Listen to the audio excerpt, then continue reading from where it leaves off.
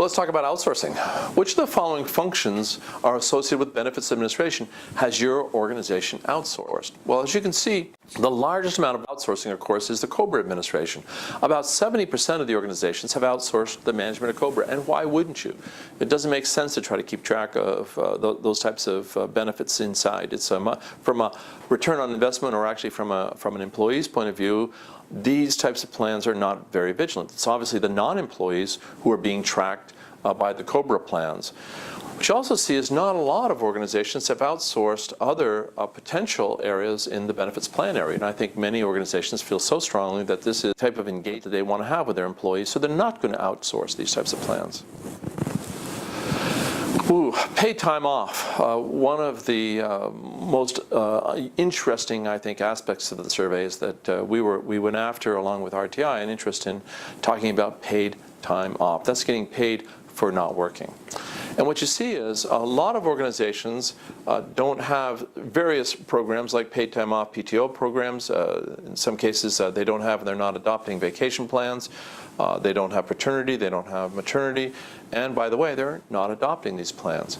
If you look at the organizations that have these plans, the vast majority are continuing as is. So here's a case where a very expensive benefit, everything from paid time off, PTO, to vacation to holidays, to paternity, maternity, sick days, short-term disability, long-term disability, or combined disability, sick days, and workers' compensation, most of the organizations are going to continue doing what you're doing. In terms of paid time off, PTO, how many organizations, we asked, have PTO? Well, 47% of the organizations have PTO plans, and they've pooled all of their plans into one PTO plan. 53% say no, we don't have it, and by the way, we're not going to consider that. How does your PTO and vacation time accrue? Well, sometimes it accrues all the way from semi-monthly to weekly, but generally speaking, most folks out there accrue PTO on a monthly basis or on an every pay period basis, and that probably is every 2 weeks typically. Well, what PTO vacation time program do you allow for part-time employees? Well, what is your PTO vacation time program for part-time employees? As you can see, first, they are eligible to the tune of about 80%. Only about 15% do not allow part-time employees to be eligible for the PTO program. As you can also see, the vast majority, about 85%, allow you to carry over employee paid time, and we also see that about 85% have the ability to cash for unused days. So in here, what we see is a coalescing of program design around what clearly is what's appropriate for eligibility, what's appropriate for carryover, and what's appropriate for cash for unused days for part-time employees. Let's talk about cash payout for unused PTO vacation time. If cash is paid for unused PTO vacation time, when is it paid? Well, you can see that the vast majority pay, or about 84% pay, upon resignation, retirement, or termination only.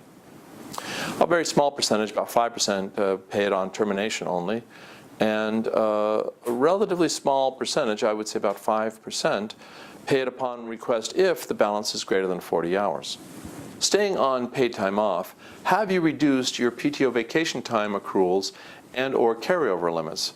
Well, about 26% of you actually said yes, we've actually increased our PTO vacation time limits and what our carryover limits would be. About 79% said, no, we're staying where we are. We think that's pretty comfortable. Again, some paid time off for sick leave.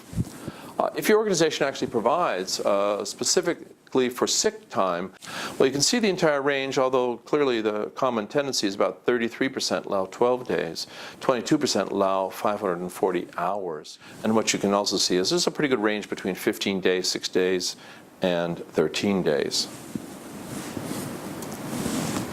Are part-time employees paid sick time? Well, 83% of you are being very generous and saying yes, part-time employees are paid sick time. Well, about 17% said no, we don't think that makes a lot of sense for us. Other paid time off. Well, there's lots of different paid times off, and what we ask you to do is to check the different paid time off that you provide employees with additional to paid time off vacation or sick leave. And you can see that there's a fairly good-sized amount of time, like for example, all of you pay full-time for jury duty, and you can see about 60% going all the way down to 50% or 30% for various options between maturity, military leave, medical leave, paternity leave, etc. Obviously there's some significant difference or some slight difference between full-time employees and part-time employees. How many paid holidays, including personal days, do you provide? You can see that the most common number of holidays is 8 holidays for full-time employees, and obviously the schedule is no different for part-time employees. Maximum being 13 holidays. That sounds great to me if I'm working in that particular organization. Obviously a minimum number of holidays for full-time employees is 6. This surprised us a little bit because we didn't expect to see quite as wide a range as we see from 6 days to 13 days. Again, one of the most interesting areas is retirement and wealth accumulation plans. They're also, of course, one of the most expensive areas. What we looked at is to see what types of plans were offered and what plans weren't offered. You can see that about 58 or 60% of the companies don't offer a qualified retirement 401A plan, but about 47% don't offer 401K plans, and about 84% don't offer profit-sharing plans. And very few organizations, maybe one in the case of the 401k and the profit-sharing plans, are going to begin to start offering them. Looking at the organizations that have these types of retirement programs, you'll see that clearly the most frequent plan is the 401k savings plan, and most organizations are going to continue to use that plan. Obviously, another very common plan is the 403b plan, and again, that's going to be continued typically as is. Those that do have qualified retirement 401a plans are also going to continue them as they are. Let's look at contributions. How much does the organization contribute to the employee's account of the plan?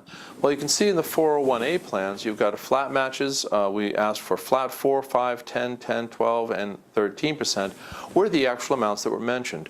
Another plan was at 5.76% to the Social Security wage base and 11.46% in excess of that, which makes it a kind of an interesting formula. There are some alternatives in the 403b area, which is about 3% and about 8.5%, 50% up to 4%. Also, the all-employee money was one of the other ones, and it was also based upon age and salary relative to the Social Security wage base. And really, in some instances, we had a profit-sharing plan. It was obviously determined each year by the board of directors. Well, what about contributions?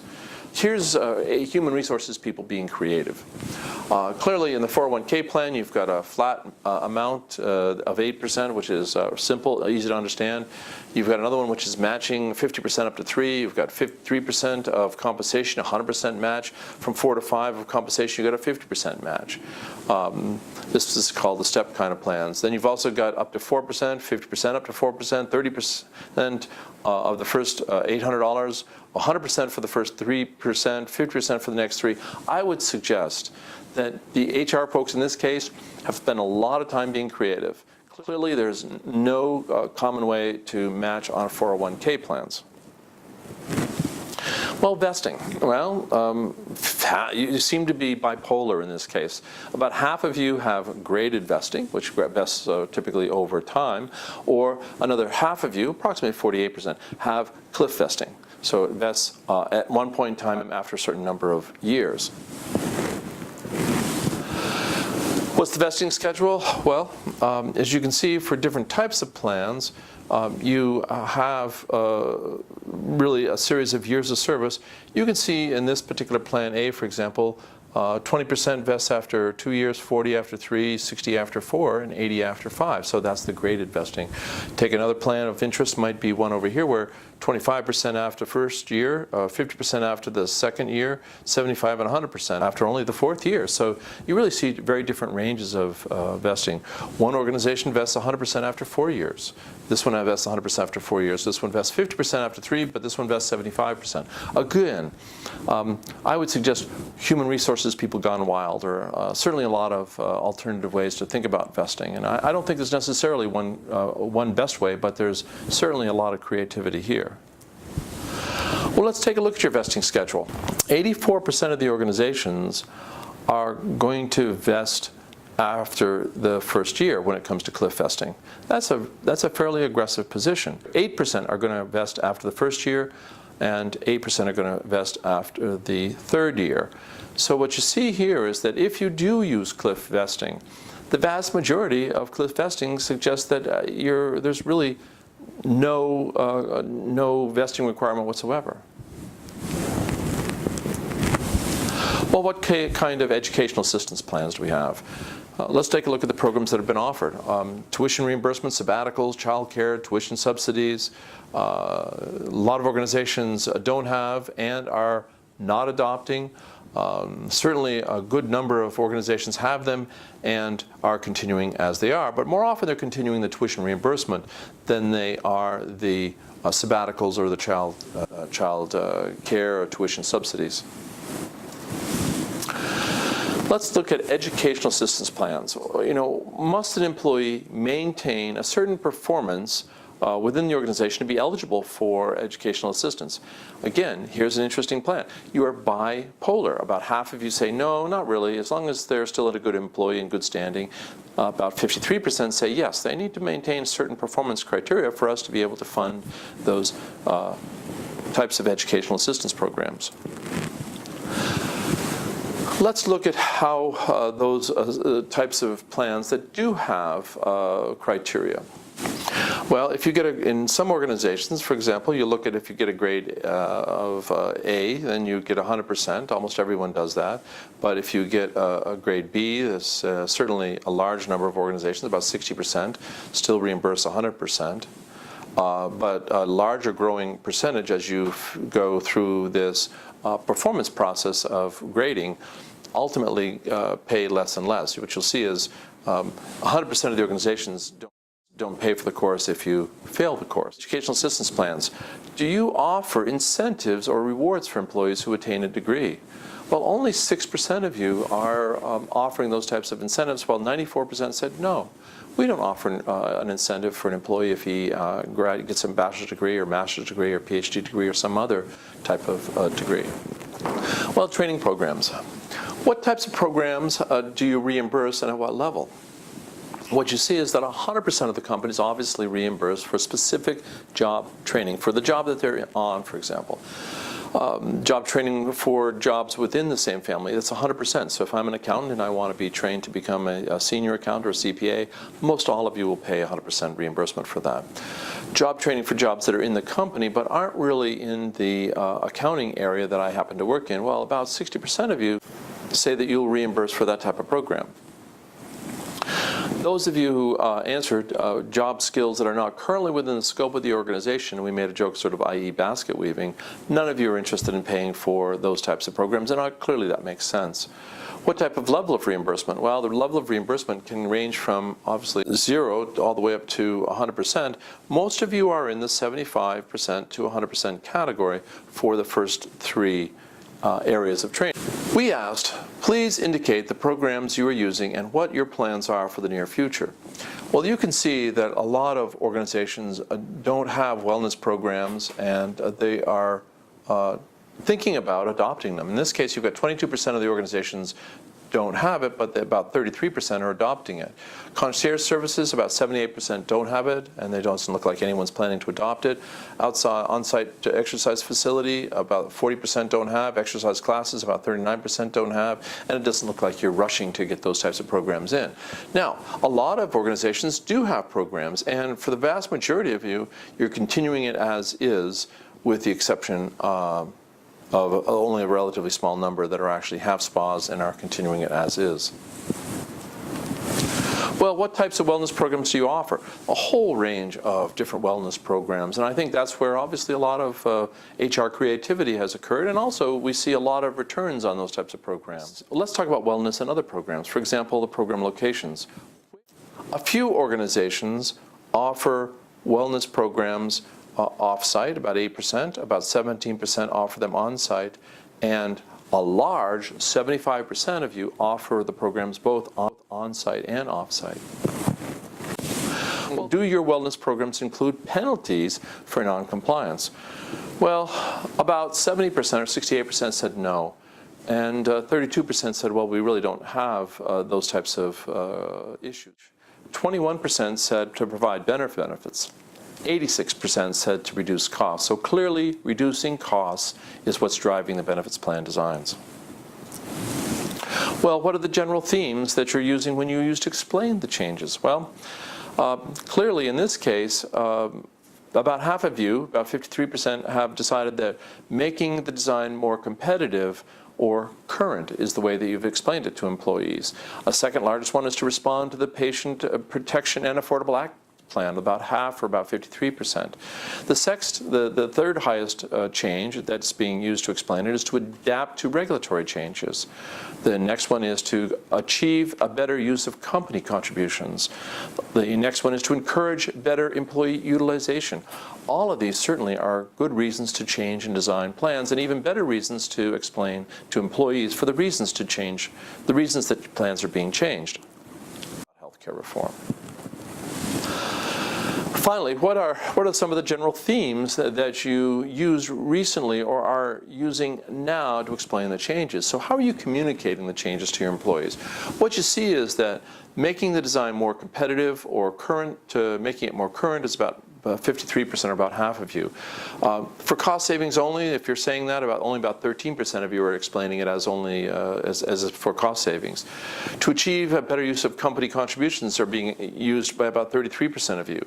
About 53% of you, about half of those of you who are changing plans, are saying it's to the Patient Protection and Affordability Care Act. If you're redistributing costs, where are the dollars being redistributed? Well, most of the redistribution is to be more effective, i.e. benefits, more effective benefits, i.e. preventive care. 33% of you are saying that you're changing the benefits to move benefits away from spouses employed elsewhere. And 17% are saying that you're really moving benefits away from retirees. This is a very important issue and is a very expensive issue for employers. And we're so glad, and we thank, again, we want to thank RTI again, and we want to thank all of you for joining us in this session, and also certainly for participating. If you have any questions that you'd like to have answered, and if there's any way that we can help you in any way, please give us a call. www.grahall.com. You can give myself, Michael Graham, a call, or you can give Judy Newman, who also worked diligently on the survey with us. Thank you very much.